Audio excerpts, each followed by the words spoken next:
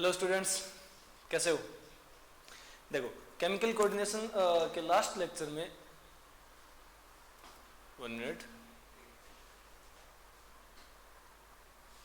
चलो, तो देखो, केमिकल कोऑर्डिनेशन के लास्ट लेक्चर में हम लोग डिस्कस कर चुके हैं अपने लास्ट जो हम लोगों ने पार्ट कंप्लीट किया था वो पीनियल ग्लैंड के साथ साथ कुछ उसके डिसऑर्डर्स रिलेटेड उससे रिलेटेड डिसऑर्डर्स भी कंप्लीट कर चुके थे। थायराइड ग्लैंड कंप्लीट कर लिया, उससे रिलेटेड डिसऑर्डर भी कंप्लीट कर चुके हैं। ठीक है, ये जो पार्ट है ये पोर्शन हम लोग कंप्लीट कर चुके हैं थायराइड ग्लैंड तक का। अब इससे आगे के जो 2-4 ग्लैंड बचे हैं नॉर्मल से, वो कंप्लीट करने हैं आज।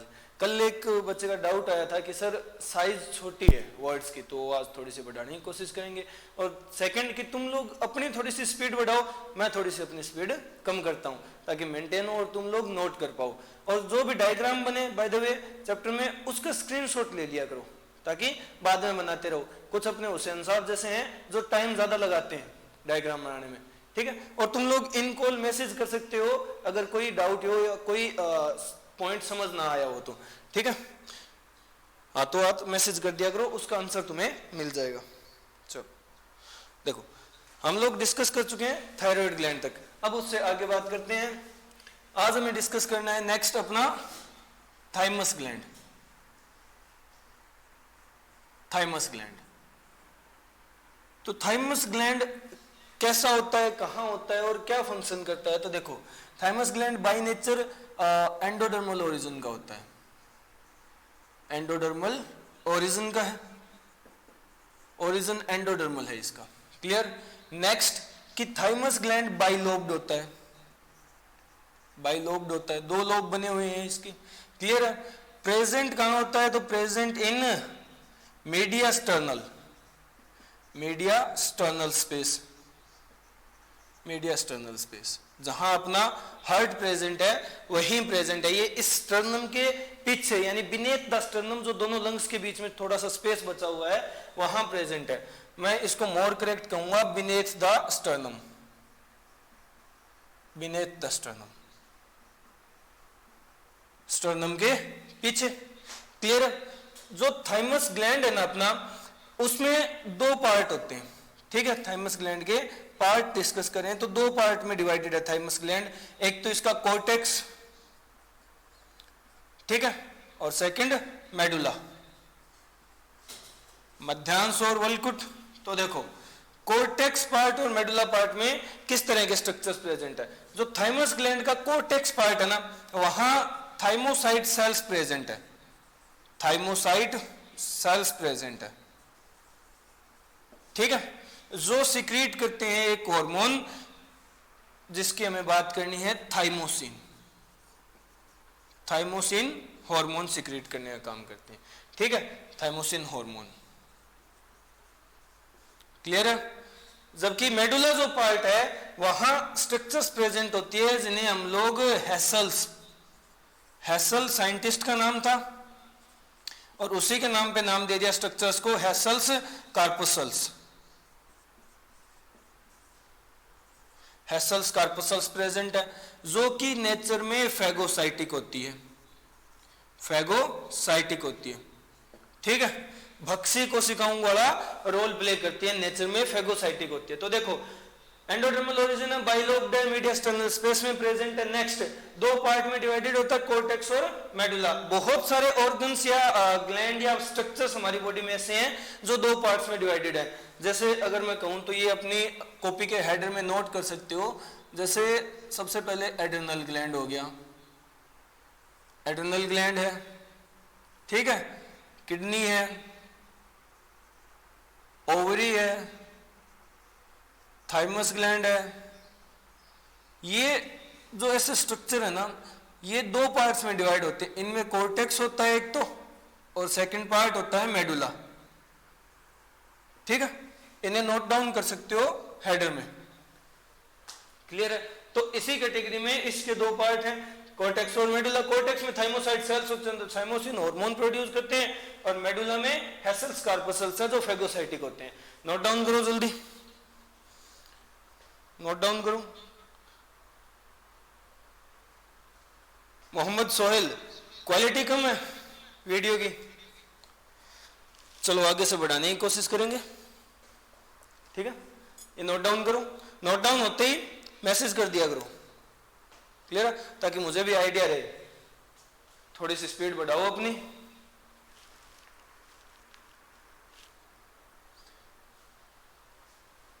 तो देखो कॉर्टेक्स मेडुला जो पार्ट्स होते हैं वो स्ट्रक्चरल कंपोनेंट है। जैसे आउटर पार्ट को तो कॉर्टेक्स का आदि कह दिया जाता है और इनर पार्ट को मेडुला कह दिया जाता है, वल्कुट और मध्यांश। तो ये चार मेजर ऑर्गन या स्ट्रक्चर्स हमारी बॉडी में ऐसे हैं जो डिवाइडेड हैं कॉर्टेक्स और मेडुला में।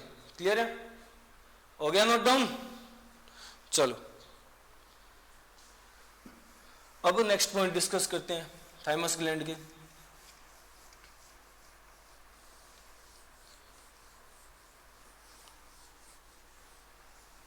ये हेडर में नोट कर लेना। अब जो कॉर्टेक्स और मेडुला पार्ट में डिवाइडेड है ये एक्ट करता है दो अलग अलग स्ट्रक्चर्स के रूप में। मैं कहूंगा एक्ट एज, थाइमस ग्लैंड किस तरह काम करता है, एक्ट करता है। तो ये एक तो एक्ट करता है endocrine gland, act as endocrine gland, and second ये एक्ट करता है किस तरह, primary lymphoid organ, primary lymphoid organ. जब लिम्फेटिक सिस्टम स्टडी किया था हम लोगों ने, ठीक है, सर्कुलेटरी सिस्टम में जब लिम्फेटिक सिस्टम का पॉइंट स्टडी किया था तो वहां डिस्कस किया था प्राइमरी लिम्फोइड ऑर्गन में थाइमस भी आता है, ठीक है, याद हो तो देखो एंडोक्राइन ग्लैंड और प्राइमरी लिम्फोइड ऑर्गन दोनों की तरह बिहेव करता है। एंडोक्राइन ग्लैंड की तरह बिहेव क्यों करता है, क्योंकि ये सिक्रीट करता है thymosin, thymosin hormone, thymosin hormone secrete करता है। और प्राइमरी लिम्फोइड ऑर्गन की तरह बिहेव क्यों करता है, ये पॉइंट हम लोगों ने क्यों ऐड किया, क्योंकि ये हेल्प करता है, helps in maturation, helps in maturation of T lymphocyte, T lymphocytes की मैच्योरेशन में हेल्प करता है, ठीक है, इसलिए इसे प्राइमरी लिम्फोइड ऑर्गन कहा जाता है। नोट डाउन करो जल्दी। तो देखो दो तरह का फंक्शन है इसका, पहला कि एंडोक्राइन ग्लैंड है, सेकंड प्राइमरी लिम्फोइड ऑर्गन है। क्लियर है, हो गया होगा नोट डाउन। तो देखो एंडोक्राइन ग्लैंड क्योंकि हार्मोन सिक्रिएट करता है थाइमोसिन, प्राइमरी लिम्फोइड ऑर्गन की तरह बिहेव करता है क्योंकि ये टी सेल्स जो टी लिम्फोसाइट सेल्स होते हैं उनके मैच्योरेशन में हेल्प करता है। क्लियर है, तो ये इसका दो रोल हैं एक तरह से हम लोग कह सकते हैं। अब अगर आगे बात करें तो देखो थाइमस ग्लैंड के फंक्शन डिस्कस कर लेते हैं, थाइमस ग्लैंड के फंक्शंस, या फिर एक्चुअल में कहूं तो थाइमोसिन के फंक्शंस। तो देखो थाइमस ग्लैंड के फंक्शंस क्या क्या होंगे कि production of thymosin, thymosin hormone को प्रोड्यूस करता है फर्स्ट, ठीक है, और टी लिम्फोसाइट्स की मैच्योरेशन, टी लिम्फोसाइट की मैच्योरेशन, साथ के साथ ये बी लिम्फोसाइट, बी सेल्स की मैच्योरेशन में भी हेल्प करता है, बी लिम्फोसाइट की मैच्योरेशन में भी हेल्प करता है। क्लियर है, बट अगर मैं कहना चाहूं तो टी लिम्फोसाइट की मैच्योरेशन में मेनली यही रोल प्ले करता है, ठीक है, टी लिम्फोसाइट की जो मैच्योरेशन होती है वो मैक्सिमम या मोस्ट ऑफ यही इसी के द्वारा कंप्लीट की जाती है, जबकि बी लिम्फोसाइट की पार्शियली हेल्प करता है, पार्शियली, ठीक है। तो मेनली तो ये टी लिम्फोसाइट की मैच्योरेशन में हेल्प करता है, पार्शियली बी लिम्फोसाइट की भी हेल्प कर देता है मैच्योरेशन में। क्लियर है, थाइमोसिन हार्मोन प्रोड्यूस करता है, समझ गए, क्लियर। सेकंड अगर मैं कहूं कि थाइमोसिन हार्मोन का फंक्शन क्या होगा, थाइमोसिन हार्मोन का फंक्शन क्या होगा, तो देखो ये फंक्शन एक तरह से थाइमोसिन के भी हैं, बट अगर अलग थोड़ा सा इंपॉर्टेंट फंक्शन डिस्कस करें, फंक्शन ऑफ थाइमोसिन, तो देखो थाइमोसिन का फंक्शन होगा कि हेल्प्स, या फिर मैं कहूं तो स्टिमुलेट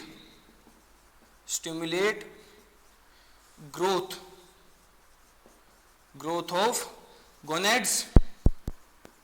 देखो क्या फंक्शन है, एक तरह से तुम लोग कह सकते हो ये पीनियल ग्लैंड का दुश्मन है, ठीक है।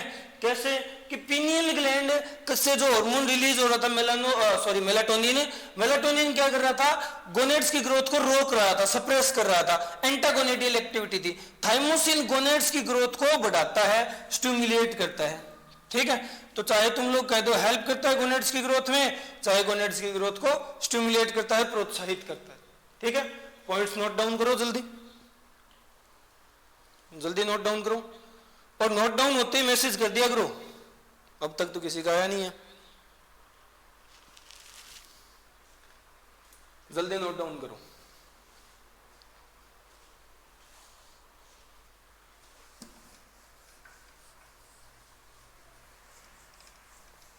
तो देखो ये थे फंक्शन।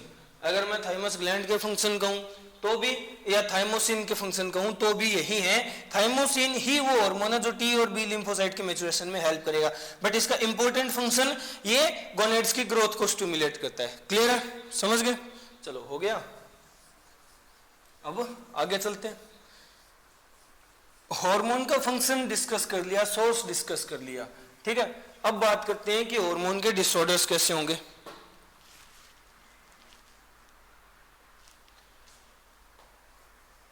तो देखो इसके डिसऑर्डर्स,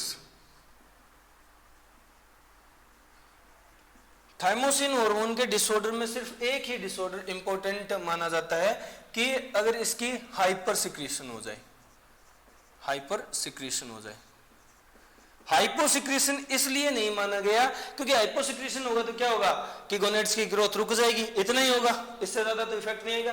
जबकि हाइपरसिक्रीशन से कुछ एडवर्स इफेक्ट शो होते हैं। वो क्या है कि अगर इसकी हाइपरसिक्रीशन होगी तो जो न्यूरॉन्स और मसल के बीच में जंक्शन बनता है, मोटर एंड प्लेट बोलते हैं जिसे, neuromuscular junction, neuromuscular junction, neuromuscular junction, वो ब्लॉक हो जाएगा, ठीक है।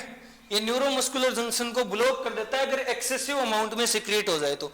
समझ लो, न्यूरोमस्कुलर जंक्शन ब्लॉक हो जाएगा। ऐसी डिजीज को एक पर्टिकुलर नाम दिया जाता है जिसे कहा जाता है माइस्थेनिया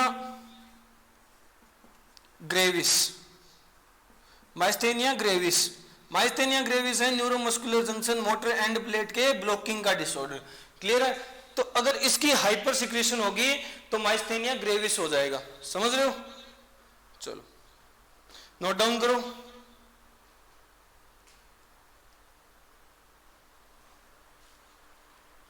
जल्दी। तो हाइपर सिक्रेशन का डिसऑर्डर पढ़ा जाता है, हाइपोसिक्रेशन का नहीं पढ़ा जाता। हाइपोसिक्रेशन से ज्यादा कोई इफेक्ट आएगा नहीं। हाइपोसिक्रेशन से इतना ही इफेक्ट हो सकता है कि गोनेड्स की ग्रोथ रुक जाए, गोनेड्स की ग्रोथ कुछ टाइम के लिए सप्रेस हो जाए, इनहिबिट हो जाए, ठीक है। और उसमें मेन रोल मेलाटोनिन प्ले कर देगा। क्लियर है? 8 से 12 साल तक की एज में। तो देखो ये इसका डिसऑर्डर था। यहां अपना थाइमस ग्लैंड होता है कंप्लीट, यहां थाइमस ग्लैंड होता है कंप्लीट। और नेक्स्ट जो इंपॉर्टेंट ग्लैंड है अपने पास उसे डिस्कस कर लेते हैं, ठीक है। तो देखो नेक्स्ट जो ग्लैंड है जिसकी हम बात करने वाले हैं वो है एड्रेनल ग्लैंड। एड्रेनल ग्लैंड या फिर इसे कहा जाता है सुप्रा, इंग्लिश वाला renal gland, supra renal gland, या फिर इसे कहा जाता है 4S ग्लैंड, 4S ग्लैंड, ठीक है। कई नाम है इसके। देखो एड्रेनल ग्लैंड तो इसका नाम है, सुप्रारीनल क्यों कहा गया?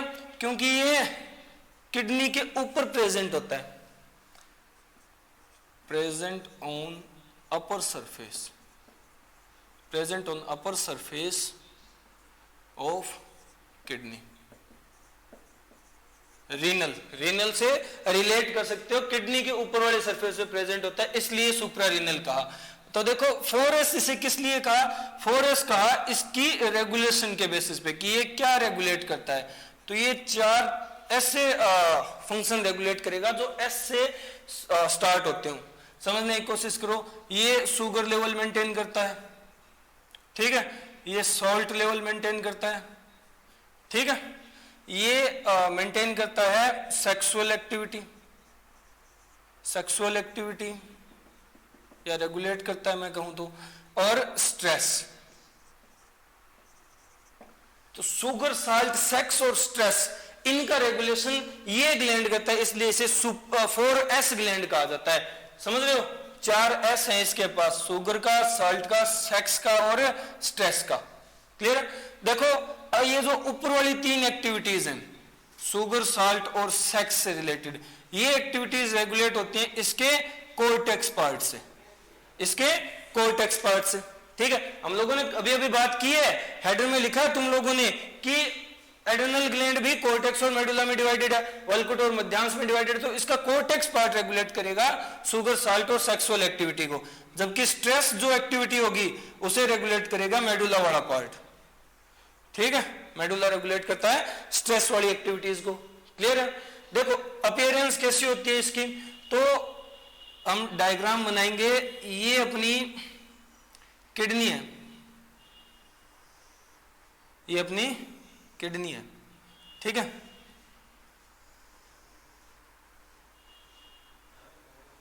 समझ गए? अब किडनी के ऊपर प्रेजेंट होता है, ये ऊपर प्रेजेंट होगा किस तरह, तो देखो किडनी के ऊपर ऐसे कैप की तरह प्रेजेंट होता है ये एड्रेनल ग्लैंड, ठीक है। बट प्रेजेंट होने से पहले किडनी और एड्रेनल ग्लैंड के बीच में फैटी टिश्यू, एडिपोज टिश्यू की एक लेयर होती है यहां, ठीक है, जिसे फैटी लेयर कहा जाता है। समझ गए? ये वो फैटी लेयर है, और फैटी लेयर के ऊपर ही एड्रेनल ग्लैंड प्रेजेंट है। एड्रेनल ग्लैंड 2 पार्ट्स में डिवाइडेड होता है। 2 पार्ट कौन कौन से? एक तो इनर, जिसे मेडुला कहेंगे, और एक आउटर, जिसे कोर्टेक्स कहेंगे। तो देखो ये क्या है, ये तो है किडनी, ये तो है किडनी। ये स्ट्रक्चर क्या है, ये है यूरेटर, ये है यूरेटर, मूत्रवाहिनी। अब देखो ये जो लेयर बीच में प्रेजेंट है, ये है फैटी लेयर, क्लियर है। और ये एड्रेनल ग्लैंड है, इसमें 2 पार्ट हैं, एक तो ऊपर वाला यानी आउटर कोर्टेक्स होगा, आउटर तो होगा कोर्टेक्स, और इनर पार्ट होगा मेडुला, तो इस तरह से एड्रेनल ग्लैंड बनता है। ये स्ट्रक्चर है, डायग्राम है, स्क्रीनशॉट ले लो और बाद में नोट डाउन करते रहना, ठीक है। क्लियर है? तो देखो ये एड्रेनल ग्लैंड की पोजीशन है, इसके नाम है एड्रेनल, सुप्रारीनल और 4S ग्लैंड। नाम को रिलेट करो फंक्शन से।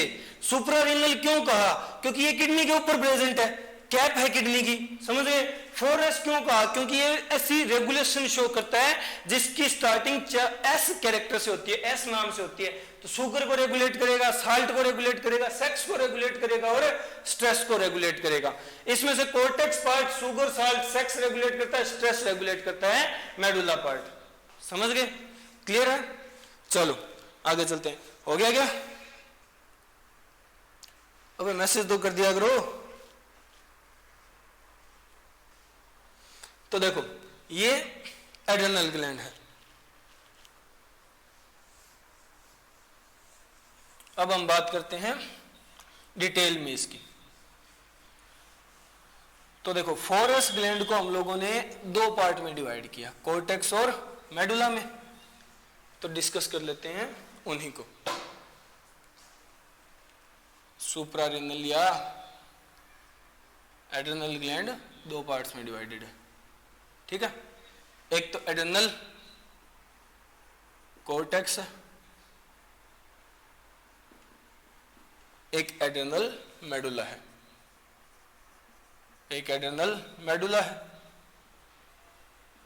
Adrenal cortex and adrenal medulla. तो देखो एड्रेनल कोर्टेक्स जो है वो आउटर पार्ट है,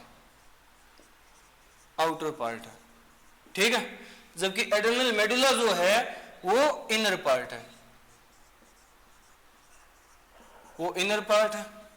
ठीक है। समझ रहे हो? एड्रेनल कोर्टेक्स एड्रेनल ग्लैंड का लगभग 80% होता है, ठीक है, जबकि एड्रेनल मेडुला एड्रेनल ग्लैंड का 20% होता है।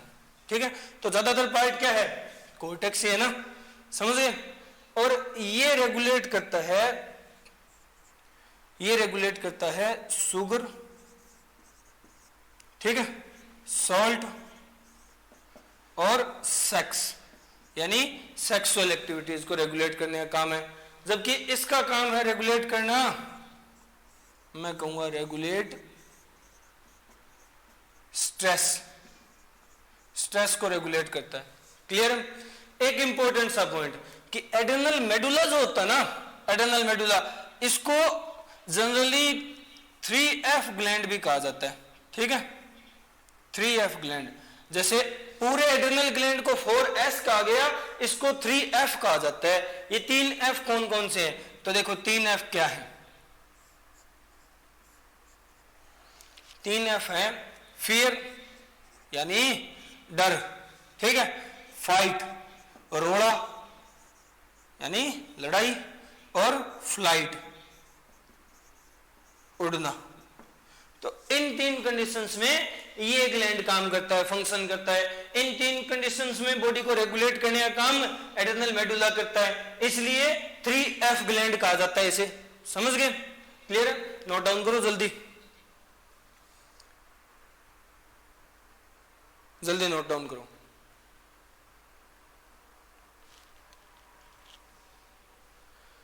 हो गया, चलो अब बात करते हैं नेक्स्ट।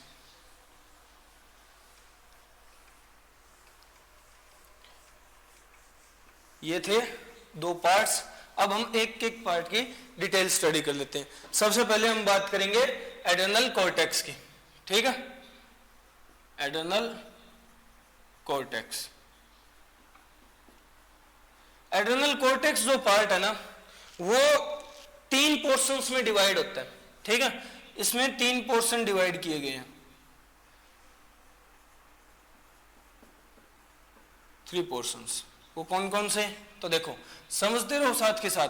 इसको 3 पार्ट्स में या 3 पोर्शंस में डिवाइड किया गया है। वो 3 पोर्शन कौन कौन से हैं, और उन्हीं से पूरे एड्रेनल ग्लैंड का फंक्शन समझ आएगा तुम्हें। मैंने ये कहा था ना कि ये शुगर, साल्ट और सेक्स को रेगुलेट करता है, तो यहीं से वो बातें आगे बढ़ेगी। कैसे, तो देखो 3 पोर्शन कौन कौन से हैं। एक तो इसका सबसे आउटर, एड्रेनल कॉर्टेक्स का आउटर पार्ट, जिसे ग्लोमेरुलोसा कहा जाता है, ग्लोमेरुलोसा। ठीक है, फिर थोड़ा सा जो मिडल पोर्शन आता है, फेसिकुलाटा, समझ गए, और इनर पार्ट रेटिकुलेरिस। रेटिकुलेरिस तो 3 पोर्शन में डिवाइडेड है, ग्लोमेरुलोसा, फेसिकुलाटा, रेटिकुलेरिस। याद रखने के लिए G, F और R, समझ रहे हो, रिलेट कर सकते हो ना। GFR से याद रह जाएगा, क्योंकि GFR एक और टर्म है जो हम लोग नॉर्मली याद रखते हैं, तो GFR से याद रह जाएगा। इसके 3 पार्ट है। ठीक है, ग्लोमेरुलोसा कौन सा पार्ट है, आउटर, ठीक है, फेसिकुलाटा मिडल, और रेटिकुलेरिस इनर। समझ गए। अब ये तीनों पार्ट अलग अलग हार्मोन सिक्रिएट करते हैं। ठीक है, अगर मैं कहूं ग्लोमेरुलोसा क्या सिक्रिएट करता है, secrete mineralocorticoid, mineralocorticoid hormone secrete करता है। जबकि फेसिकुलाटा सिक्रिएट करता है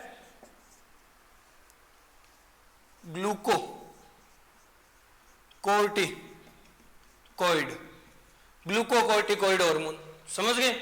मैं ये टर्मिनोलॉजी इस तरह से क्यों बता रहा हूं, आधी आधी बोल करके, क्योंकि इसी तरह समझ आएगा। रिलेट करियो इसे। ठीक है, तो देखो रेटिकुलेरिस सिक्रिएट करता है सेक्स हार्मोन्स। क्लियर। समझ गए? तो तीनों पार्ट तीन अलग अलग चीजें सिक्रिएट कर रहे हैं, मिनरलोकोर्टिकोइड, ग्लूकोकोर्टिकोइड और सेक्स हार्मोन्स। समझ गए? देखो इस टर्म से क्या रिलेशन हो रहा है, तो देखो मिनरलो, पहले आधा करो, मिनरलो, मिनरलो से हमें समझ आ रहा है कि बात मिनरल्स की हो रही है, ठीक है?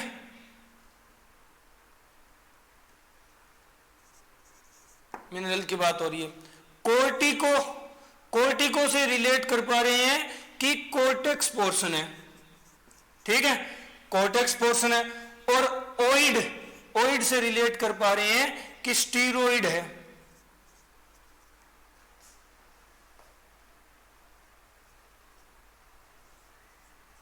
स्टीरोइड है नेचर में, ठीक है? तो मिनरल है, कोर्टेक्स पार्ट से सिक्रेट हो रहा है, ये समझ रहे हैं, और स्टीरोइड नेचर का हार्मोन है। क्लियर? मिनरल्स पे इफेक्ट डालेगा। इसी तरह इसको डिवाइड करो, ग्लूको, ग्लूको मतलब शुगर लेवल या ग्लूकोज कह लो, ग्लूकोज से रिलेटेड है, ठीक है? वही कोर्टिको मतलब कोर्टेक्स पार्ट, कोर्टेक्स पार्ट से सिक्रेट हो रहा है।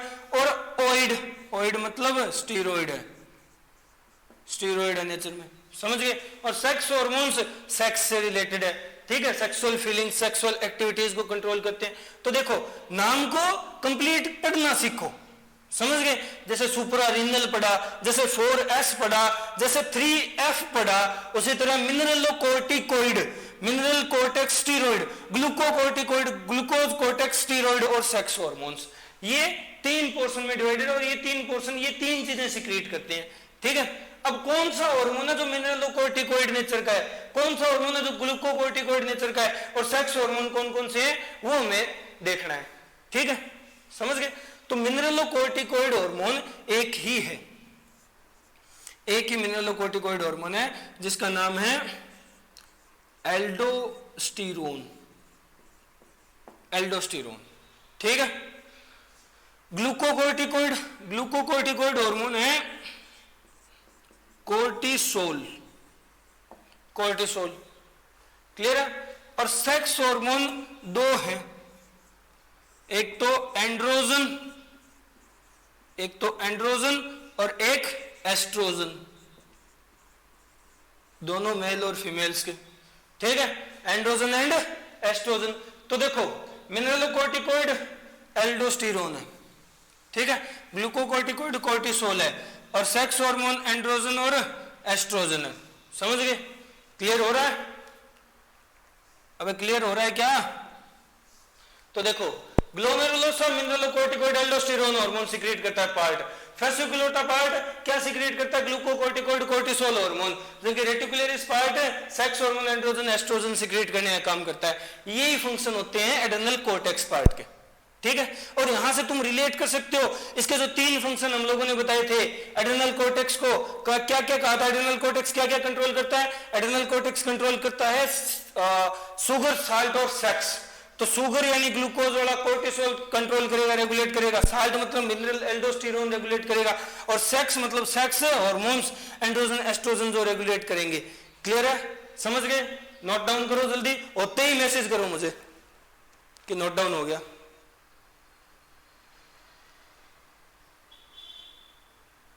तो मोहम्मद सोहेल एक ही क्लास ले रहा है, बाकी कहां है? किसी के मैसेज नहीं आए, क्या बात है?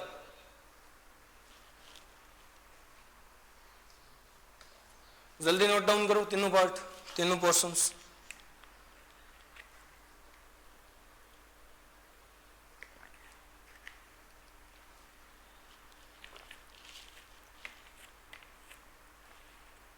हो गया? जल्दी नोट डाउन करो। तो देखो ट्रिक है याद रखने की, जीएफआर, जीएफआर से पता चल जाएगा कि ग्लोमेरुलोसा फेसिकुलाटा रेटिकुलरिस की बात हो रही है। वीडियो की क्वालिटी साफ नहीं है, नोट हो गया। चलो वर्ड साफ नहीं दिख रहे, कोई टेक्निकल प्रॉब्लम हो सकती है, नेक्स्ट लेक्चर में से क्लियर करने की कोशिश करेंगे, ठीक है?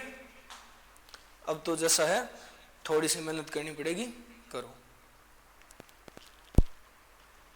नोट डाउन हो गया? चलो आगे चलते हैं। ये थे एड्रेनल कोर्टेक्स के पार्ट, ठीक है? अब हमें 3 हार्मोन मिल चुके हैं, एल्डोस्टेरोन, कोर्टिसोल और सेक्स हार्मोन्स। अब इन तीनों के फंक्शन देख लेते हैं, ठीक है। तो सबसे पहले हम बात करेंगे एल्डोस्टेरोन की, यानी जो मिनरलोकॉर्टिकॉइड हार्मोन है उसकी,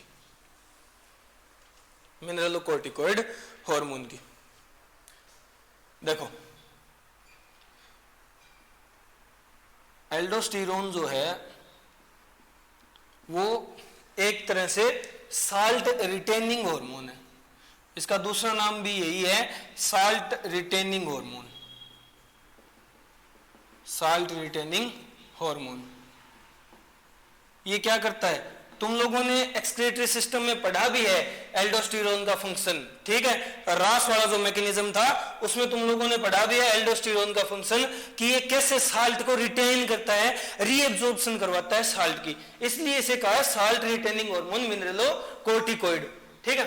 देखो क्या करता है, सोडियम रीएब्जॉर्प्शन, सोडियम रीएब्जॉर्प्शन,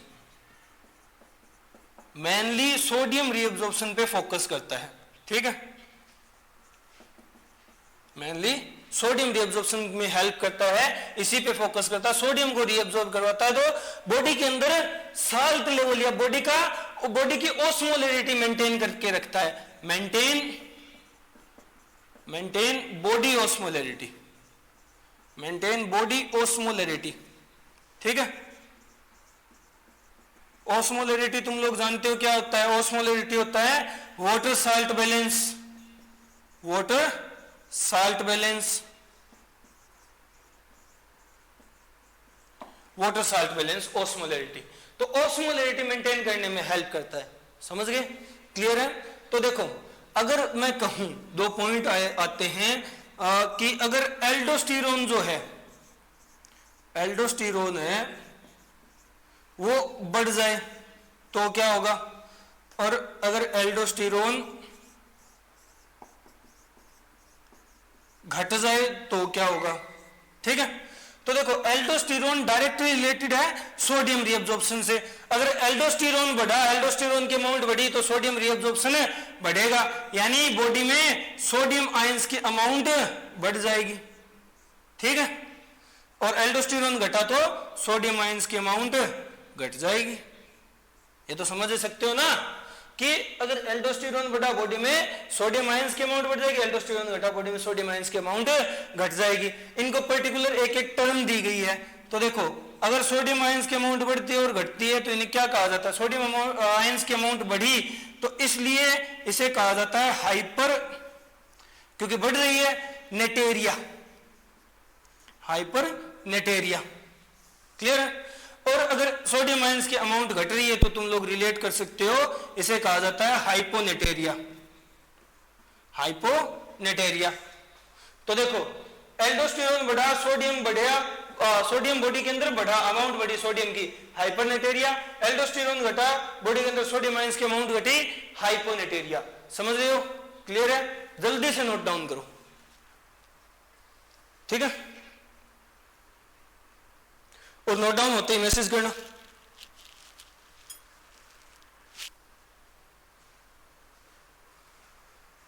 आज ही ये प्रॉब्लम आ रही है या कल भी वीडियो की क्वालिटी में कोई दिक्कत थी? कल सही थी? मैसेज करके बताओ।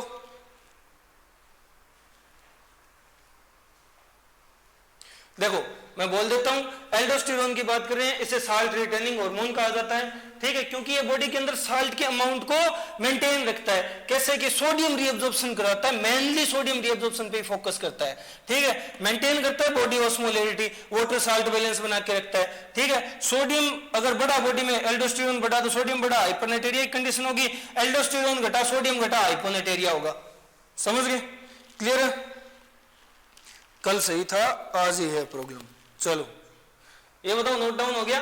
ये सोडियम तो हम लोगों ने मेनली लिख लिया, यहां साथ ही लिख लेना पोटेशियम की रीअब्जॉर्प्शन पार्शियली,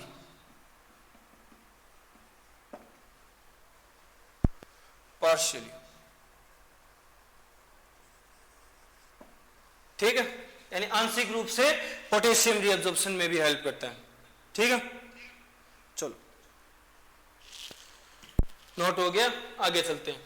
तो देखो एल्डोस्टेरोन का फंक्शन हम लोग डिस्कस कर चुके हैं, समझ गए। अब हमें बात करनी है कोर्टिसोल हार्मोन के फंक्शन की। कोर्टिसोल हार्मोन के फंक्शन की तो देखो कोर्टिसोल जो हार्मोन है, कोर्टिसोल हार्मोन को एक स्पेशल टर्म से डिनोट किया जाता है, एक नाम दिया जाता है इसे कहा जाता है लाइफ सेविंग हार्मोन, यानी जिंदगी बचाने वाला हार्मोन।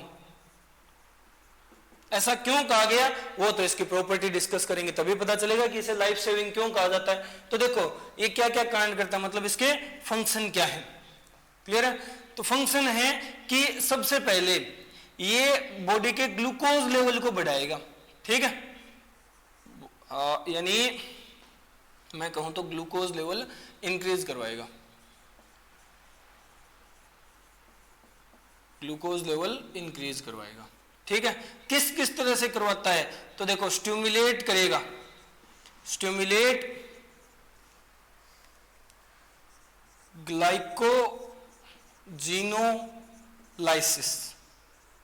ग्लाइकोजिनोलाइसिस यानी ग्लाइकोजन का ग्लूकोज में टूटना उसे बढ़ाएगा, ये उसे प्रोत्साहित करेगा, स्टिमुलेट करेगा ग्लाइकोजिनोलाइसिस को, ताकि ज्यादा से ज्यादा ग्लाइकोजन टूटे, ज्यादा से ज्यादा ग्लूकोज बने और बॉडी में ग्लूकोज लेवल बढ़े, क्लियर है, समझिए।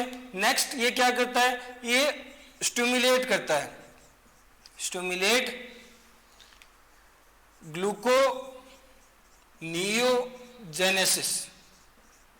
ग्लूकोनियोजेनेसिस को स्टिमुलेट करेगा, यानी नया ग्लूकोज बनाने के लिए बॉडी को ऑर्डर देगा, उसे हेल्प करेगा नया ग्लूकोज बनाने में, ठीक है। जो फैटी एसिड और अमीनो एसिड से मिलकर के नया ग्लूकोज कंपाउंड सिंथेसाइज करती है बॉडी, ग्लूकोनियोजेनेसिस कहते हैं, लीवर में परफॉर्म होता है ये मैकेनिज्म, तो इसको स्टिमुलेट करता है, ठीक है, इसको स्टिमुलेट करता है, ठीक है।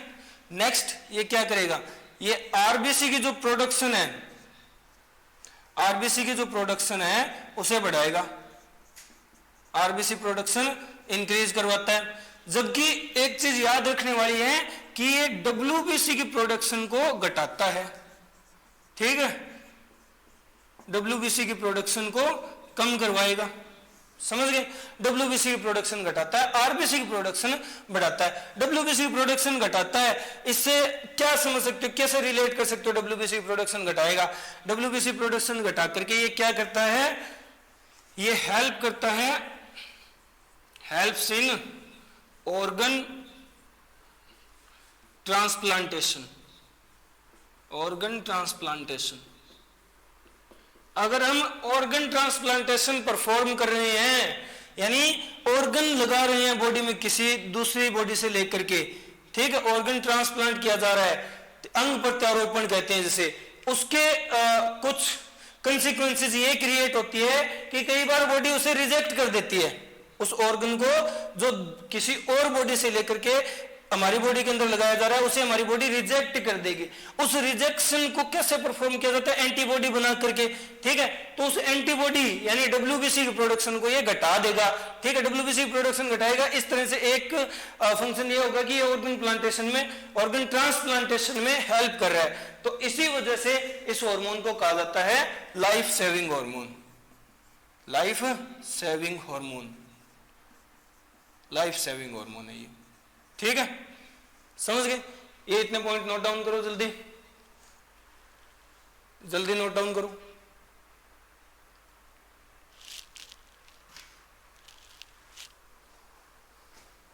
ग्लूकोज लेवल मेंटेन करेगा, ग्लूकोकोर्टिकोइड इसलिए तो कहा है स्टीरॉइड नेचर का होता है, ठीक है। साथ के साथ अगर लिखना चाहो तो लिख लेना स्टीरॉइड नेचर का होता है, बट हम लोग ऊपर लिख चुके हैं। वैसे कैसे बढ़ाएगा ग्लूकोज लेवल, ग्लूकोजिनोलाइसिस ग्लाइकोजिनोलाइसिस और ग्लूकोनियोजेनेसिस परफॉर्म करके, ग्लाइकोजन को तोड़ करके नया ग्लूकोज बना करके, ठीक है। आरबीसी की प्रोडक्शन बढ़ाएगा, डब्ल्यूबीसी की प्रोडक्शन घटाएगा, ऑर्गन ट्रांसप्लांटेशन में हेल्प करता है, इसलिए लाइफ सेविंग हार्मोन कहा जाता है इसे। क्लियर है, नोट हो गया, नोट डाउन हो गया, मैसेज करके बताओ जल्दी।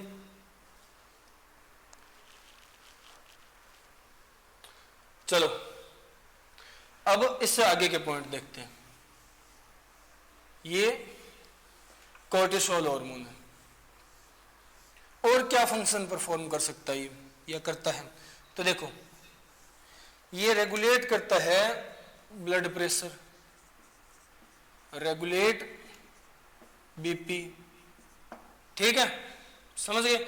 और भी कुछ एक्स्ट्रा फंक्शंस हो सकते हैं, जैसे ये ब्लड की मतलब ब्लड में आरबीसी की प्रोडक्शन बढ़ा रहा है, ठीक है, तो रेस्पिरेटरी सिस्टम यानी रेस्पिरेशन में या सर्कुलेशन में हेल्प करता है। मैं कहूंगा एड्स इन सर्कुलेशन, सर्कुलेशन में हेल्प कर रहा है, ठीक है, एड्स इन सर्कुलेशन, समझ गए।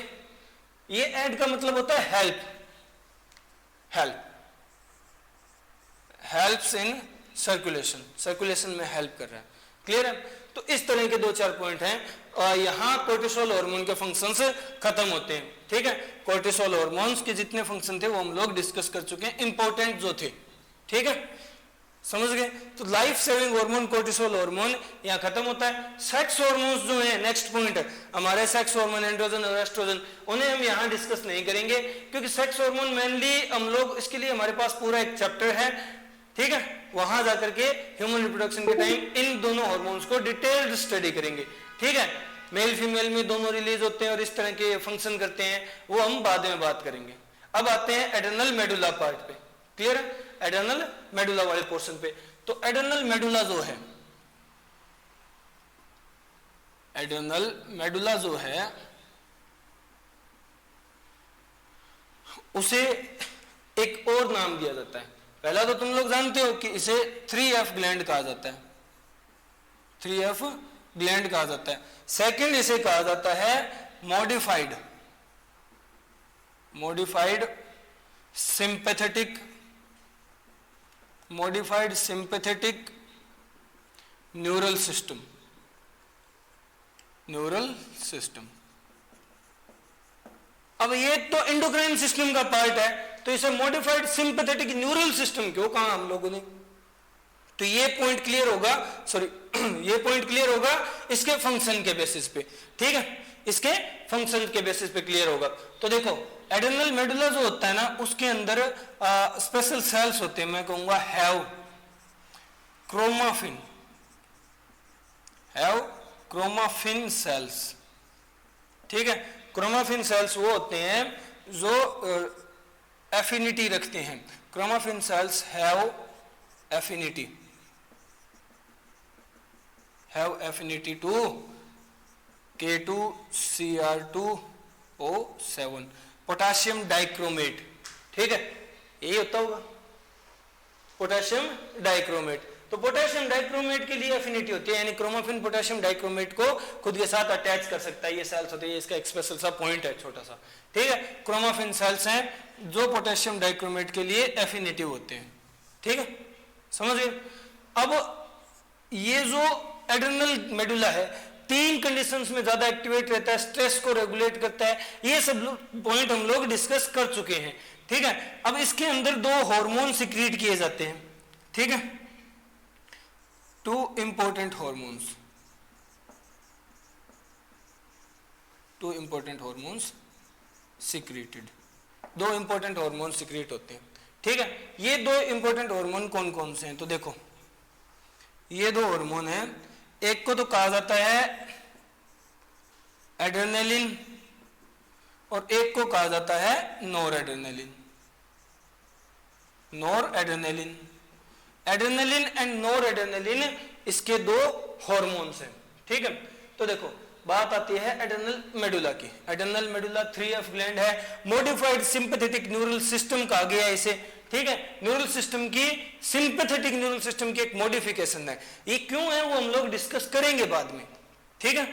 बट समझो कि बस नाम एक बार याद रखो इसका। क्रोमाफिन सेल्स होते हैं जिनके पास एफिनिटी है K2Cr2O7 के लिए, और 2 हार्मोन सिक्रीट होते हैं एड्रेनलिन और नॉर एड्रेनलिन। इनको और भी नाम दिया जाता है, जैसे एड्रेनलिन को कहा जाता है एपिनेफ्रिन, एपिनेफ्रिन, और नॉर एड्रेनलिन को कहा जाता है नॉर एपिनेफ्रिन, नॉर एपिनेफ्रिन, ठीक है। देखो जितना हार्मोन ये सिक्रीट होता है ना, उसमें से लगभग 80% हार्मोन एड्रेनलिन होता है, ठीक है, यानी एपिनेफ्रिन होता है, और 20% होता है नॉर एपिनेफ्रिन या नॉर एड्रेनलिन। समझो इंपॉर्टेंट है ये point, epinephrine nor epinephrine, adrenaline nor adrenaline, दो हार्मोन सिक्रीट किए जाते हैं, ठीक है। जल्दी से नोट डाउन करो और मैसेज करो जल्दी।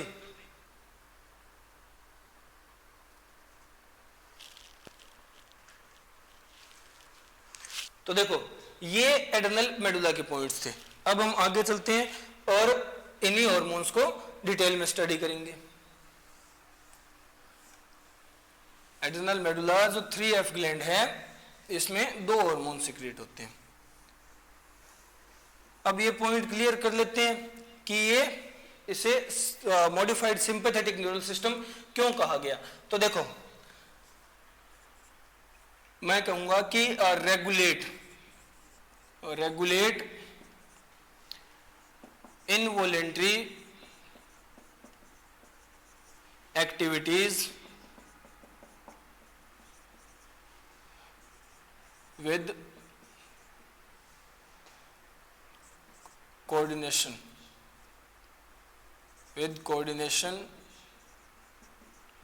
to sympathetic neural system SNS, sympathetic neural system। ये सिंपैथेटिक न्यूरल सिस्टम के साथ मिलकर के और इनवॉलेंटरी एक्टिविटीज को रेगुलेट करता है, इसलिए इसे मॉडिफाइड सिंपैथेटिक न्यूरल सिस्टम कहा गया है, हालांकि पार्ट एंडोक्राइन सिस्टम का ही है। क्लियर हो गया, समझ गए, ये पॉइंट नोट डाउन हो गया। अब हार्मोन्स के जब एक्शन या फंक्शन देखेंगे तब हमें अपने आप समझ आ जाएगा कि क्यों कहा है हमने कि ये रेगुलेट करता है इनवॉलेंटरी एक्टिविटीज को। समझ गए। तो देखो हम लोग सबसे पहले डिस्कस करते हैं एड्रेनलिन को, और मोस्ट इंपोर्टेंट एड्रेनलिन है क्योंकि 80% वही रिलीज होता है, ठीक है। तो देखो functions of adrenaline, functions of adrenaline, adrenaline के फंक्शन, एड्रेनलिन के फंक्शन वही होंगे जो सिंपैथेटिक न्यूरल सिस्टम एसएनएस के फंक्शन होते हैं। एसएनएस के फंक्शन कौन कौन से, एसएनएस के क्या फंक्शन होते हैं। पहली बात तो एसएनएस अनुकंपीय तंत्रिका तंत्र, यानी जो इनवॉलेंटरी एक्टिविटीज होंगी उनको हाइपर कर देगा, ठीक है। नॉर्मल कंडीशन में इनवॉलेंटरी एक्टिविटी परफॉर्म होती है उन्हें बढ़ा देगा, जैसे कि क्या क्या करेगा, ये ब्रीदिंग रेट को, ब्रीदिंग रेट जो है उसे बढ़ा देगा, इंक्रीज कर देगा, ठीक है। हार्ट बीट को बढ़ा देगा, हार्ट बीट ज्यादा हो जाएगी, ठीक है, समझ रहे हो। नेक्स्ट प्यूपिल, प्यूपिल के डायमीटर को, प्यूपिल डायमीटर बढ़ जाएगा, प्यूपिल का डायमीटर बढ़ा देगा।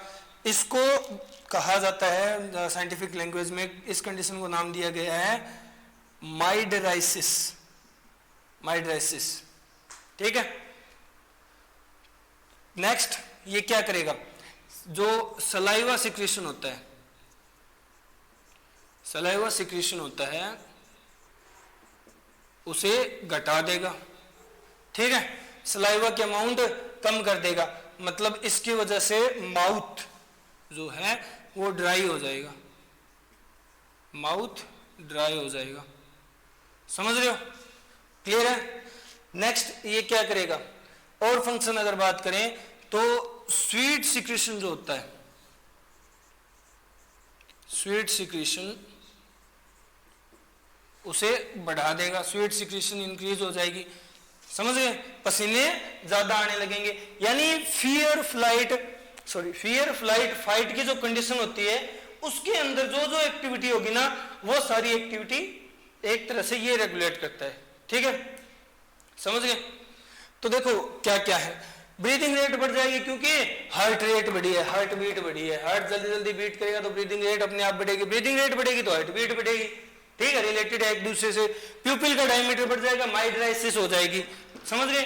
सलाइवा सिक्रीशन यानी एलिमेंट्री कैनाल की जो एक्टिविटी है उसे सप्रेस करेगा, ये उसे सप्रेस करेगा, माउथ ड्राई हो जाएगा, समझ गए।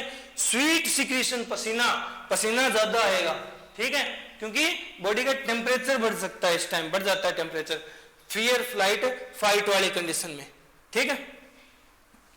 अब और पॉइंट डिस्कस करते हैं। तो देखो,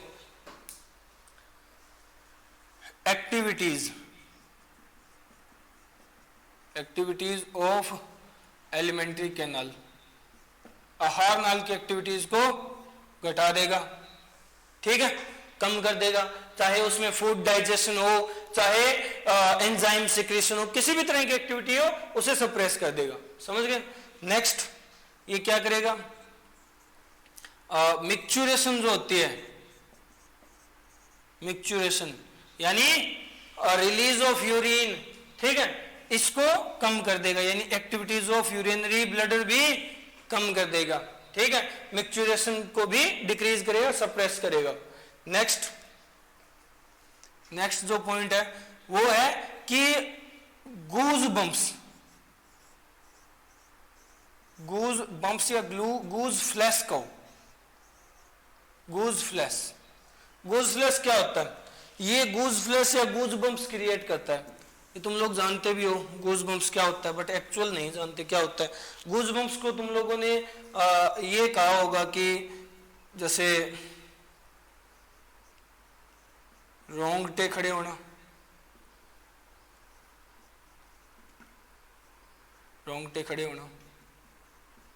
ठीक है। देखो गूज बम्प्स में क्या होता है, जो छोटे छोटे हेयर है ना हमारी बॉडी पे, जो स्मॉल हेयर फॉलिकल्स प्रेजेंट है, इनकी जो रूट है उसके पास एक मसल होती है जिसे कहा जाता है एरेक्टर पिलाई। एरेक्टर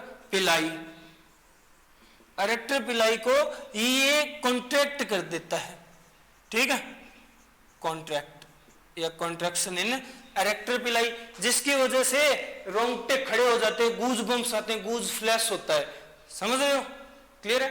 पाइलो इरेक्शन भी बोलते हैं इसे, समझ गए, इसे पाइलो इरेक्शन भी बोलते हैं, पाइलो इरेक्शन, समझ गए। तो ये जो रिफ्लेक्सेस हैं ये सारे एड्रेनलिन के इफेक्ट में होते हैं, सारे ही वही रिफ्लेक्स हैं जो सिंपैथेटिक न्यूरल सिस्टम परफॉर्म करता है। तो इसीलिए हम लोगों ने एड्रेनल जो ग्लैंड है उसके मेडुला पार्ट को मॉडिफाइड सिंपैथेटिक न्यूरल सिस्टम कहा है, क्लियर है, समझ गए। नोट डाउन हो गया या नहीं, मैसेज करके बताओ जल्दी, नोट डाउन हो गया या नहीं, जल्दी मैसेज करो। तो ये एड्रेनल ग्लैंड था अपना, ठीक है, कॉर्टेक्स और मेडुला दोनों पार्ट को डिस्कस कर लिया है। नोट डाउन हो गया या नहीं, चलो हो गया।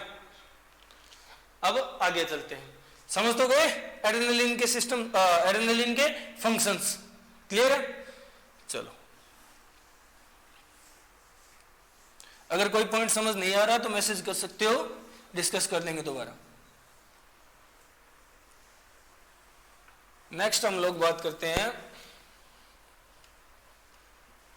ये दोनों पार्ट थे एड्रेनल ग्लैंड के, ये तो हम लोगों ने डिस्कस कर लिए, इनके हार्मोन्स डिस्कस कर लिए, हार्मोन के फंक्शंस डिस्कस कर लिए, ठीक है, क्लियर, इनमें तो कोई डाउट नहीं है। अब बात करते हैं हार्मोन के डिसऑर्डर्स की, ठीक है, हार्मोन्स के डिसऑर्डर्स की। तो डिसऑर्डर्स डिस्कस करेंगे, वही डिसऑर्डर्स दो टाइप के होते हैं, या तो हार्मोन की सिक्रीशन ज्यादा हो जाए या फिर सिक्रीशन कम हो जाए। तो देखो अगर सिक्रीशन कम हुई उसे हम लोग कहेंगे हाइपोसिक्रीशन, और सिक्रीशन ज्यादा हुई तो हाइपरसिक्रीशन। तो देखो ये डिसऑर्डर्स इंपॉर्टेंट है बहुत ज्यादा, ठीक है, क्वेश्चन बनते हैं यहां से। हाइपोसिक्रीशन मतलब जब अमाउंट कम हो जाए, तो नॉर्मली ये बात आती है हमारे कोर्टिकल हार्मोन्स के लिए, एड्रेनल कोर्टेक्स के हार्मोन्स के लिए। तो उसमें एक ही डिजीज है जो इंपॉर्टेंट पढ़ा जाता है, जिसे कहा जाता है एडिशन डिजीज, ठीक है, जिसमें कोर्टिकल हार्मोन्स की कमी आ गई थी, कॉर्टिकल हॉर्मोन्स के अमाउंट या लेवल गिर गया था। रीजन था रिमूव कर दिया गया था, removal of adrenal cortex part, removal of adrenal cortex part, adrenal cortex part को रिमूव कर दिया गया था। इस वजह से ये डिजीज हुआ था थॉमस एडिसन को, इसीलिए एंडोक्राइनोलॉजी का फादर बताया जाता है। ठीक है, ये फर्स्ट नॉन हार्मोनल डिसऑर्डर है, हार्मोनल डिसऑर्डर है, फर्स्ट नॉन हार्मोनल डिसऑर्डर है अपना एडिसन डिजीज। समझ रहे हो?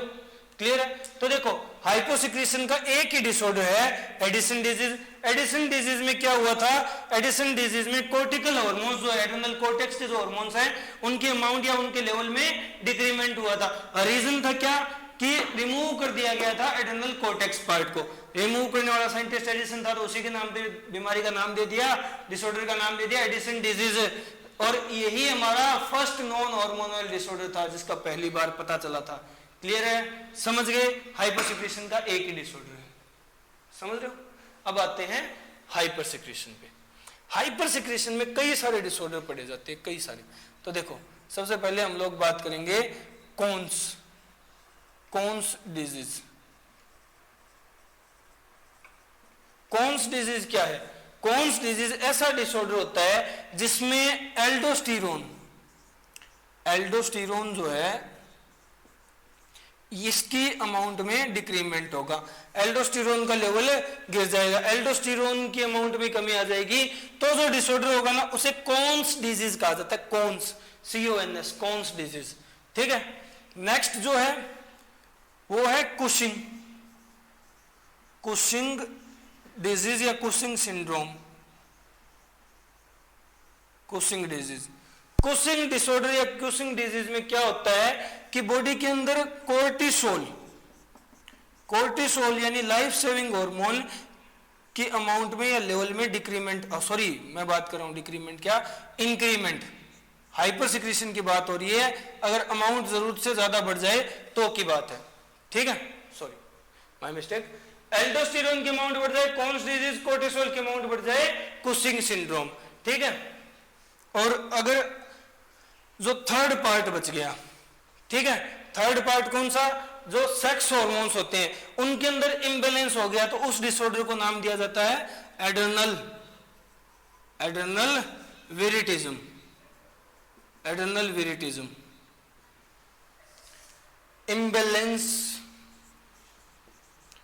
Imbalance of sex hormones, imbalance of sex hormones. Sex hormones के लेवल में गड़बड़ी आ जाएगी, इम्बैलेंस हो जाएगा सेक्स हार्मोन्स का लेवल। ठीक है, इसे एड्रेनल विरिटिज्म कहा जाता है। और एड्रेनल विरिटिज्म का एक सिम्टम शो होता है, वो हम लोग अभी बात करेंगे।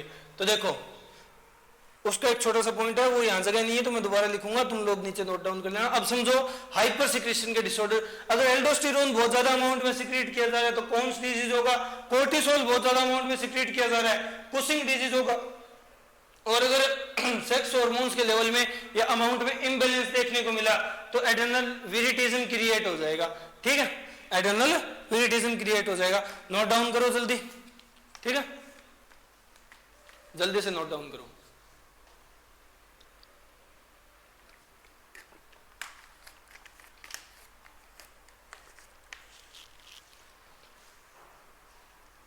ये एक तरह से डिसऑर्डर्स हैं एड्रेनल जो कॉर्टेक्स पार्ट है ना उसके हार्मोन्स के। ठीक है, मेडुला पार्ट के हार्मोन्स के डिसऑर्डर एक तरह से इतने इंपॉर्टेंट नहीं, क्योंकि पहली बात तो डिक्रीमेंट या इंक्रीमेंट नॉर्मली कॉज नहीं होता, और उनके जो इफेक्ट्स हैं वो न्यूरल सिस्टम से रिलेटेड है, जो रास बनता है, ठीक है, उससे रिलेटेड है, तो हम लोग उनको यहाँ स्टडी नहीं करते। ठीक है, मेनली डिसऑर्डर्स देखे जाते हैं कॉर्टिकल पार्ट के यानी कॉर्टेक्स पार्ट के। समझ गए? तो देखो हाइपोसिक्रेशन और हाइपरसिक्रेशन के अलग अलग डिसऑर्डर हैं। जल्दी बताओ हो गया या नहीं? नोट डाउन हो गया? अबे मैसेज तो करो।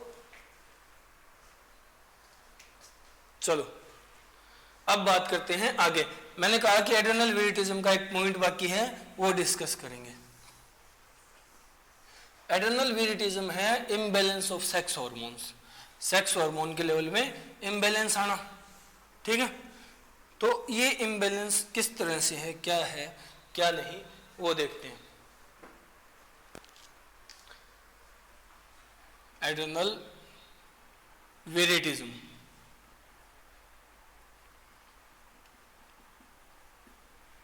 एड्रेनल विरिटिज्म में क्या होता है, सेक्स हार्मोन्स में इम्बैलेंस हो गया था और इसके सिम्टम्स कैसे होते हैं कि जो है फीमेल कैरेक्टर, ठीक है, एक तरह से मैं कहूं कि फीमेल के अंदर मेल कैरेक्टर्स अपीयर हो जाएंगे, मेल कैरेक्टर्स, क्योंकि हार्मोनल इम्बैलेंस हुआ है, male characters in female, female में मेल कैरेक्टर्स देखने को मिलेंगे हमें, ये एड्रेनल विरिटिज्म का पॉइंट है, ठीक है। कैसे कैसे मेल कैरेक्टर्स, जो सेकेंडरी प्राइमरी सेक्सुअल कैरेक्टर्स नहीं हो सकते फीमेल या मेल के एक दूसरे के अंदर इंटरचेंज, चेंज होते हैं सेकेंडरी सेक्सुअल कैरेक्टर। जैसे मेल के सेकेंडरी सेक्सुअल कैरेक्टर्स क्या है, बॉडी पे हेयर ग्रोथ थोड़ी सी ज्यादा होती है, जैसे फेशियल हेयर्स हैं, मोस्टेच, बियर्ड, इस तरह से, तो ये फीमेल के अंदर ग्रोथ होने लग जाएगी, ठीक है। वॉइस जो होती है, साउंड, समझ रहे हो, फीमेल की हाई पिच की होती है, मेल की लो पिच की होती है, तो फीमेल के अंदर लो पिच वॉइस देखने को मिलेगी हमें, समझ गए। तो मेल के जो सेकेंडरी सेक्सुअल कैरेक्टर, एग्रेसिवनेस, इस तरह के जो सेकेंडरी सेक्सुअल कैरेक्टर हैं वो फीमेल के अंदर अपीयर होने लग जाएंगे, ये एड्रेनल विरिटिज्म का पॉइंट है, क्योंकि हार्मोन इम्बैलेंस होंगे, ठीक है। इसी से एक पॉइंट हम लोग यहाँ रिलेट करते हैं, एक पॉइंट पढ़ा जाता है एड्रेनल विरिटिज्म के साथ साथ ही गायनेकोमैस्टिज्म, गायनेकोमैस्टिज्म क्या होता है, यहां तो मेल के कैरेक्टर फीमेल में दिखने लगे थे, यहां फीमेल के कैरेक्टर मेल में दिखने लग जाएंगे, female characters in male.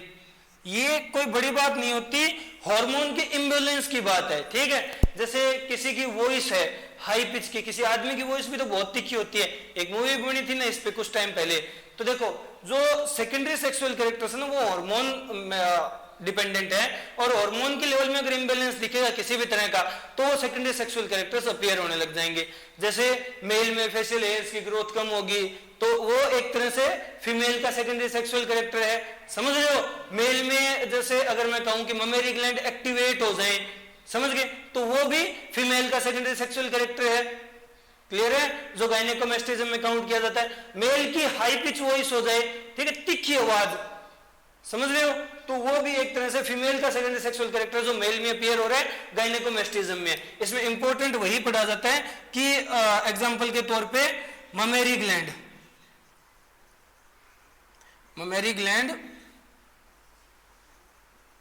Activates या एक्टिवेटेड इन मेल के ममेरी ग्लैंड एक्टिवेट हो जाएंगे। ऐसे केसेस कई बार देखने को मिले हैं साइंस के एस्पेक्ट से, ठीक है। तो एड्रेनल विरिटिज्म में क्या होगा, मेल कैरेक्टर्स फीमेल में अपीयर होंगे, गायनेकोमैस्टिज्म का मतलब है कि फीमेल कैरेक्टर्स मेल में अपीयर होने लग जाएंगे, ठीक है, फीमेल कैरेक्टर्स मेल में अपीयर होने लग जाएंगे। ममेरी ग्लैंड का एक्टिवेट हो जाना, हाई पिच वॉइस, वो हम यहाँ नोट डाउन कर सकते हैं, बट इतने वैल्यूएबल पॉइंट्स नहीं है, ठीक है। सेकेंडरी सेक्सुअल कैरेक्टर्स तुम लोगों को सबको पता है, क्लियर है, समझ गए। तो देखो ये इंपॉर्टेंट था, ये हम लोगों ने नोट डाउन कर लिया, ये है गायनेकोमैस्टिज्म से रिलेटेड, क्लियर है। और जो एड्रेनलिन था, ठीक है, सॉरी एल्डोस्टेरोन था, उसके हाइपोसेक्रेशन हाइपरसेक्रेशन हम लोगों ने अलग से स्टडी कर ली थी स्टार्टिंग में, 2 पॉइंट बना के, हाइपोनेटेरिया हाइपरनेटेरिया। तो यहाँ पर एड्रेनल ग्लैंड कंप्लीट होता है, ठीक है, एड्रेनल ग्लैंड के दोनों पार्ट से रिलेटेड या सिक्रीट होने वाले हार्मोन्स, ठीक है, हार्मोन्स के फंक्शंस और हार्मोन के डिसऑर्डर्स वो हम लोग सारे क्लियर कर चुके हैं, समझ गए। यहाँ पे एड्रेनल ग्लैंड कंप्लीट होता है। अब हम नेक्स्ट ग्लैंड की तरफ चलते हैं, नेक्स्ट ग्लैंड की बात करते हैं, जो कि है अपना जो एसेसरी ग्लैंड्स है, एक तरह से जो मेन एंडोक्राइन ग्लैंड्स थे ना वो तो यहाँ होते हैं कंप्लीट। अब कुछ एसेसरी ग्लैंड्स बचे हुए हैं, हेल्पिंग एंडोक्राइन ग्लैंड्स, जो एंडोक्राइन ग्लैंड की तरह एक्ट करते हैं, ठीक है, एंडोक्राइन ग्लैंड नहीं है बट एंडोक्राइन ग्लैंड की तरह एक्ट करते हैं एक तरह से। जैसे हमारी पेनक्रियाज है, ठीक है, पेनक्रियाज है, किडनी है, हार्मोन तो ये सिक्रीट करती है ना, बट फंक्शन के बेस पे, फंक्शनल एस्पेक्ट से ये सिर्फ ग्लैंड थोड़ी है, इनके तो और इंपॉर्टेंट काम ज्यादा है, ग्लैंडुलर फंक्शन बहुत कम है। समझ रहे हो ना ये बात? ठीक है, तो इनको स्टडी कर लेते हैं, जो एक्स्ट्रा जो एसेसरी ग्लैंड्स है, हेल्पिंग एंडोक्राइन ग्लैंड्स है। क्लियर है? इसमें हम सबसे पहले डिस्कस करेंगे स्वीट ब्रेड को। स्वीट ब्रेड को स्वीट ब्रेड नाम दिया जाता है पेनक्रियाज को। ठीक है, पेनक्रियाज को नाम दिया जाता है। पेनक्रियाज यानी पेनक्रिएटिक ग्लैंड जो है उनको नाम दिया जाता है। ये जो ग्लैंड है, पेनक्रिएटिक जो ग्लैंड है, ये अगर मैं बात करूं तो देखो, पेनक्रिएटिक ग्लैंड लीफ लाइक होता है, leaf like structure, leaf like structure है। क्लियर है? समझ गए? नेक्स्ट कि ये प्रेजेंट होता है, present in limbs, present in limbs, या मैं कहूं present in between, present in between, present in between limbs of C shaped duodenum. C shaped duodenum जो है उसके लिम्स के बीच में प्रेजेंट होती है ये leaf like structure pancreas. Digestive system में डायग्राम हम लोग देख चुके हैं। मैं क्या कहूंगा कि ये एक्ट करती है, act as both, act as both endocrine, act as both endocrine and exocrine, act as both endocrine and exocrine gland, दोनों की तरह काम करती है। ठीक है, एक्सोक्राइन और एंडोक्राइन दोनों ग्लैंड्स की तरह काम करती है। तो देखो दोनों की तरह काम कैसे कर पाती है, इसके दो पार्ट होते हैं। कुछ स्ट्रक्चर्स तो हैं जो एक्सोक्राइन की तरह बिहेव करेंगे, ठीक है, और कुछ पार्ट है जो एंडोक्राइन की तरह बिहेव करेगा, जो एंडोक्राइन की तरह बिहेव करेगा। तो देखो एक्सोक्राइन की तरह बिहेव करने वाला पॉइंट 91 to 92% है। समझ गए? क्लियर है? और अप्रोक्सीमेटली 9 to 10% क्या है, 9 to 10% एंडोक्राइन पार्ट है, ज्यादा बड़ा नहीं है। ठीक है, एंडोक्राइन क्योंकि एसेसरी फंक्शन है एंडोक्राइन का इसका। ठीक है, हार्मोन सिक्रेशन का फंक्शन एसेसरी है। एक्सोक्राइन में वही एंडोक्राइन एक्सोक्राइन का डिफरेंस कि यहां डक्ट प्रेजेंट होती है, ठीक है, जबकि इनके पास डक्ट नहीं होती, डक्ट एब्सेंट है। क्लियर है? नेक्स्ट कि एक्सोक्राइन पार्ट है तो इसमें स्ट्रक्चर क्या होंगे, यहां कौन से स्ट्रक्चर होंगे जो एक्सोक्राइन पार्ट की तरह बिहेव करेंगे, तो वो होते हैं पैनक्रिएटिक, पैनक्रिएटिक एसिनी।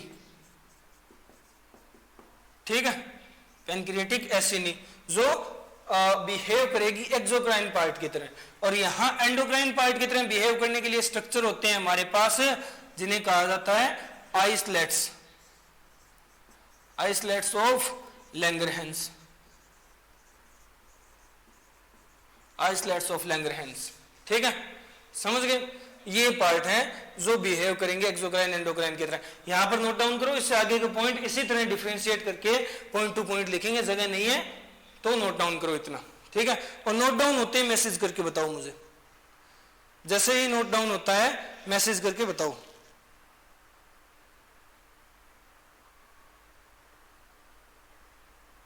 जल्दी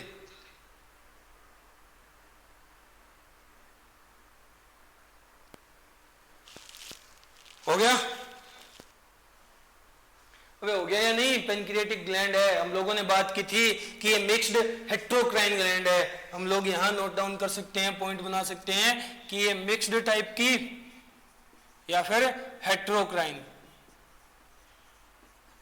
हेट्रोक्राइन ग्लैंड है, जो दोनों एक्सो और एंडोक्राइन दोनों की तरह बिहेव करती है, कर रही है ना, एक्सोक्राइन और एंडोक्राइन की तरह। तो देखो यही एंड कर लेते हैं एक्सोक्राइन को। जो पेनक्रिएटिक एसिनी है वो सिक्रीट करती हैं पेनक्रिएटिक,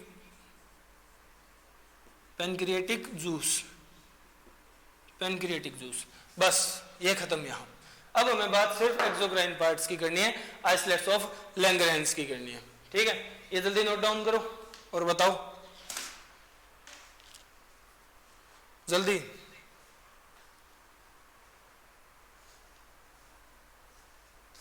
अजय यादव जिंदा है तू? हो गया नोट डाउन? चलो अब आगे बात करते हैं एक्सोक्राइन पार्ट की। क्लियर है? ये पेनक्रियाज अपनी जिन्हें स्वीट ब्रेड कहा जाता है। तो देखो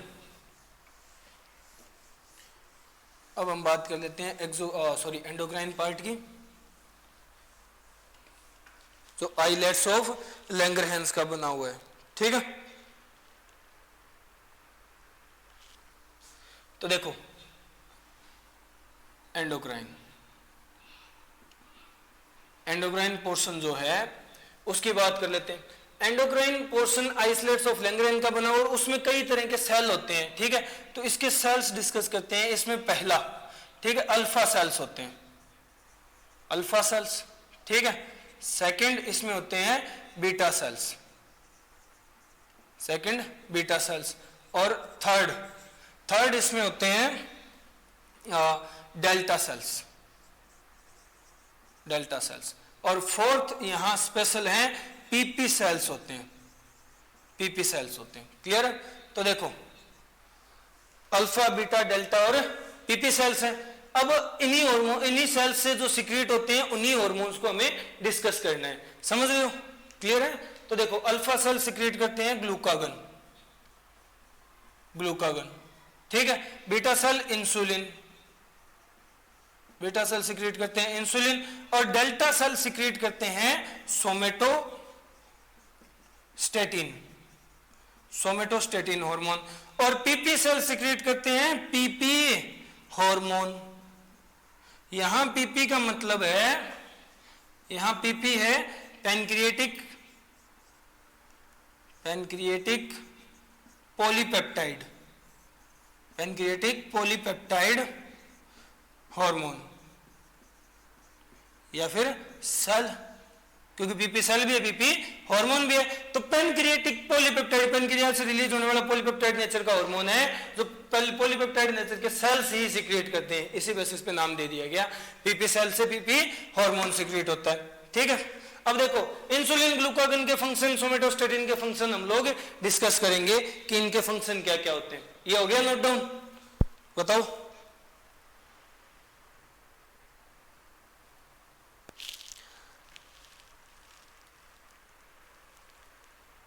निकिता आचार्य, एक्सोक्राइन 99 to 98, 1 और 2%। तो देख एक एवरेज मानी गई है। वैसे हम लोग अगर डिस्कस करें, कुछ बुक्स 95 और 5% भी बताती हैं, ठीक है। तो लास्ट ये इसी 5 to 8% के बीच में लटक के रह जाता है मैटर, जितना भी है। कुछ बुक्स 5 to जैसे 95 और 5% भी बताती हैं, कुछ 98 और 2% भी बताती हैं। तो सबके अलग अलग एस्पेक्ट हैं। तुम लोग इतना ही मान लो कि 5 to 10% के बीच में है, ठीक है। नोट डाउन हो गया या नहीं, ये बताओ?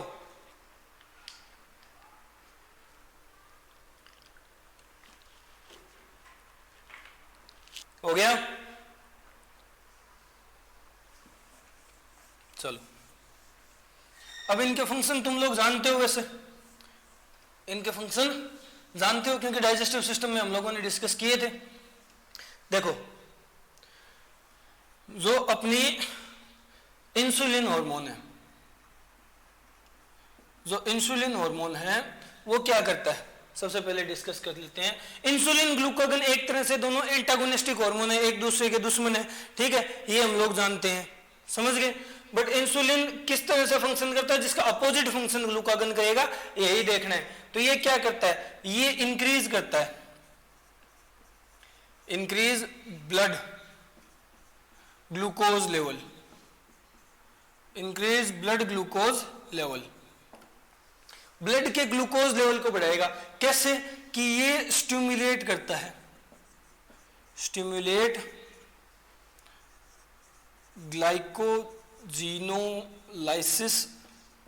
ग्लाइकोजिनोलाइसिस, और ये स्टिमुलेट करता है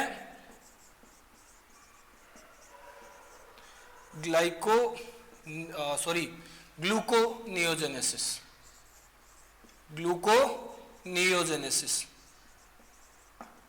तो इंसुलिन क्या करता है, हेपाटिक जो लोब्यूल्स है, हेपाटिक सेल्स हैं हमारे, वहां जाकर के ये ग्लूकोज लेवल को, ब्लड के ग्लूकोज लेवल को बढ़ाएगा।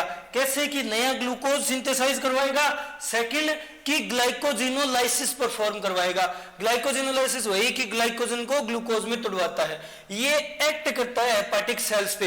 हेपाटिक सेल्स पे एक्ट करके फंक्शन, इस तरह के फंक्शनल रोल प्ले करता है, ब्लड ग्लूकोज लेवल को बढ़ाता है। इसलिए इसे कहा जाता है hyperglycaemic hormone. Hyperglycaemic hormone, clear है, समझ गए? और समझ रहे हो ये कि ये हाइपरग्लाइसेमिक हार्मोन किस तरह से है, क्योंकि ये ब्लड ग्लूकोज लेवल को बढ़ाएगा। ठीक है,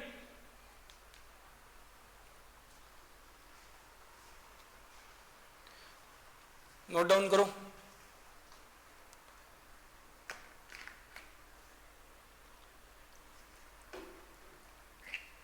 पर सॉरी, इंसुलिन नहीं, हम बात ग्लूकागन की करें।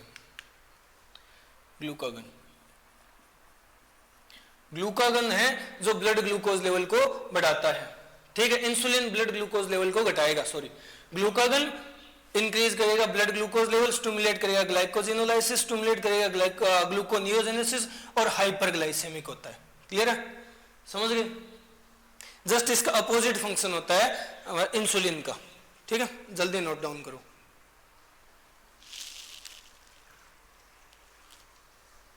हो गया, अब अपोजिट देख लेते हैं। तो देखो, इसका जस्ट अपोजिट होगा, एंटागोनिस्टिक रोल होगा इंसुलिन का। Insulin play antagonistic role of glucagon. Glucagon का एंटागोनिस्टिक रोल प्ले करेगा। ठीक है, इसलिए इंसुलिन को हम लोग सिर्फ इतना ही लिख लेते हैं कि ये हाइपोग्लाइसेमिक हार्मोन कहलाता है। Hypoglycaemic hormone. क्लियर है, समझ गए? तो देखो, ये इंसुलिन था। अब नेक्स्ट हम लोग जो बात कर रहे हैं वो बात कर लेते हैं कि एक हार्मोन और बचा है हमारा यहाँ, सोमेटोस्टेटिन। तो सोमेटोस्टेटिन की बात कर लेते हैं। सोमेटोस्टेटिन जो हार्मोन है, जो डेल्टा सेल सिक्रिएट करती हैं, ये हार्मोन क्या करता है, inhibit the secretion of alpha and beta cell. Alpha और बीटा सेल्स के सिक्रीशन को इनहिबिट करेगा, यानी इंसुलिन और ग्लूकागन के रोल को रोकेगा, उनकी अमाउंट कम करवाएगा, उनको सिक्रिएट नहीं होने देगा। इसका ये एक फंक्शन है जो नॉर्मली पढ़ा जाता है। नेक्स्ट अगर मैं बात करूं, ठीक है, पैनक्रियाटिक पॉलीपेप्टाइड की, तो पैनक्रियाटिक पॉलीपेप्टाइड का इतना इंपॉर्टेंट फंक्शन नहीं है, बट पैनक्रियाटिक पॉलीपेप्टाइड का फंक्शन हम लोग डाइजेस्टिव सिस्टम में डिस्कस कर चुके हैं कि ये क्या करता है, पैनक्रियाटिक जो ग्लैंड है, पैनक्रियाटिक जूस और पैनक्रियाटिक हार्मोन्स है, इन ऑल ओवर सिक्रीशन को रोकता है, पैनक्रिया के फंक्शन को इनहिबिट करेगा। ठीक है, दोनों तरह के फंक्शन को, एक्सोक्राइन और एंडोक्राइन दोनों तरह के जो फंक्शन है वो पैनक्रियाटिक जूस हो चाहे पैनक्रियाटिक हार्मोन्स हो, उनकी सिक्रीशन को घटाता है। क्लियर है, समझ गए? तो देखो, आज बस इतना ही। बाकी जो 2-4 पॉइंट छोटे छोटे और बचे हैं पेनक्रियाज के, तो कुछ बचे नहीं है, जो नॉर्मल से पॉइंट है वो हम लोग कल डिस्कस करेंगे। ठीक है, और जो बाकी पॉइंट्स हैं कि एसेसरी ग्लैंड है, कोर है, किडनी वगैरह इस तरह के, वो हम लोग नेक्स्ट लेक्चर में डिस्कस करके, हार्मोनल एक्शंस, और इस तरह से ये चैप्टर खत्म हो जाएगा। जो भी डाउट हो वो पूछ लेना, ठीक है, मैसेज करके। आज बस इतना ही। Okay, good bye.